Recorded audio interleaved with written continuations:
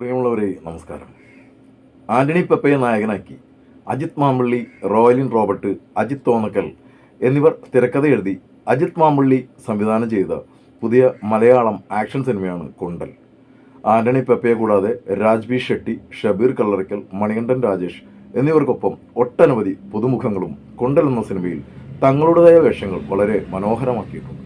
കൊണ്ടൽ എന്ന ഈ സിനിമയെക്കുറിച്ച് പറയും മുമ്പ് മറ്റൊരു സിനിമയെക്കുറിച്ചൊന്ന് സൂചിപ്പിക്കാം.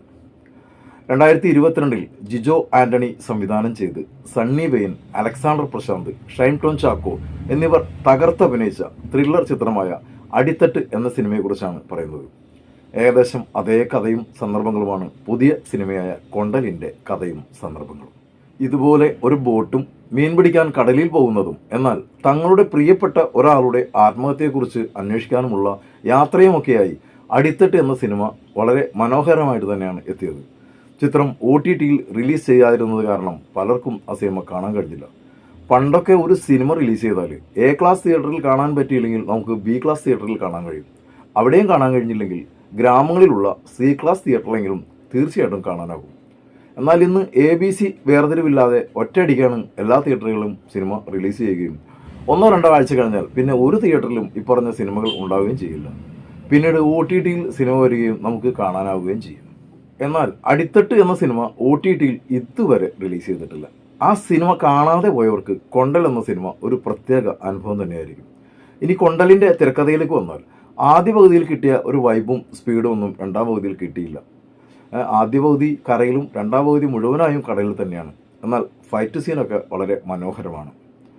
പിന്നെ ആദ്യ പകുതിയിലുള്ള സിനിമയുമായി രണ്ടാം പകുതിക്ക് ഒരു കണക്ഷൻ കൊണ്ടുവരാൻ സംവിധായകൻ ഒത്തിരി ശ്രമിച്ചിട്ടുണ്ടെങ്കിലും അതിൻ്റെ ഒരു ഒഴുക്ക് നിലനിർത്താനായില്ല. ഒരുപക്ഷെ നിങ്ങളുടെ കാഴ്ചപ്പാട് വിഭിന്നമായിരിക്കാം. ആന്റണി പെപ്പെ മിനിമം ഗ്യാരണ്ടി ഉള്ള ഒരു ആക്ഷൻ ഹീറോയാണ്. പ്രൊഡ്യൂസർ സേഫ് ആവുകയും ചെയ്യും. അങ്കമാലി ഡയറീസ് തുടങ്ങി ഈ സിനിമയുടെ നിർമ്മാതാവായ സോഫിയ പോളിൻ്റെ സിനിമയായി വന്ന് ഹിറ്റടിച്ച RDXലൂടെ വന്ന് അതേപോലെ ലിജോ ജോസ് പല്ലിശ്ശേരിയുടെ പടങ്ങളിലെ സ്ഥിരം സാന്നിധ്യമായ പെപ്പയുടെ ബോഡി ലാംഗ്വേജ് തന്നെ ഒരു സ്ഥിരം ഫൈറ്ററുടേതാണ്. ഈ സിനിമയിലെ കടലിലെ സീക്വൻസ് എല്ലാം വളരെ റിയാലിറ്റി ഫീൽ ചെയ്യുന്ന രീതിയിലാണ് എടുത്തു വച്ചിരിക്കുന്നത്.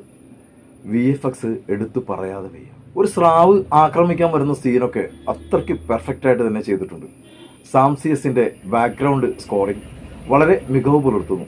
അതിനൊപ്പം തന്നെ ക്യാമറ കൈകാര്യം ചെയ്തിരിക്കുന്ന ദീപക് D മേനോനും കയ്യടി അർഹിക്കുന്നു. കടലിൽ പോകുന്ന മത്സ്യത്തൊഴിലാളികൾ ചിലപ്പോഴൊക്കെ കടലിൽ അനുഭവിക്കുന്ന ഭീകരമായ ദൃശ്യങ്ങളെല്ലാം മനോഹരമായി പകർത്തിയിട്ടുണ്ട്.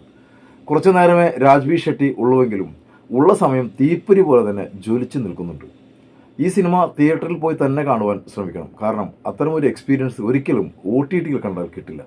പ്രമോദ് വെളിയനാട്, നന്ദു, ശരത് സഭ തുടങ്ങിയവരും തങ്ങളുടെ ഭാഗങ്ങൾ വളരെ ഗംഭീരമാക്കിയിട്ടുണ്ട്. എന്തായാലും ഒരു വട്ടം തിയേറ്ററിൽ പോയി തന്നെ കാണാനുള്ള സിനിമയൊക്കെ ഉണ്ട്.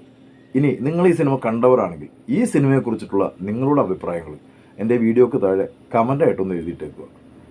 അതുപോലെ എൻ്റെ ചാനൽ നിങ്ങൾ ആദ്യമായിട്ടാണ് കാണുന്നതെങ്കിൽ കഴിയുമെങ്കിൽ ഒന്ന് സബ്സ്ക്രൈബ് ചെയ്യുക, ബെല്ലൈക്കൺ എനാബിൾ ചെയ്യുക.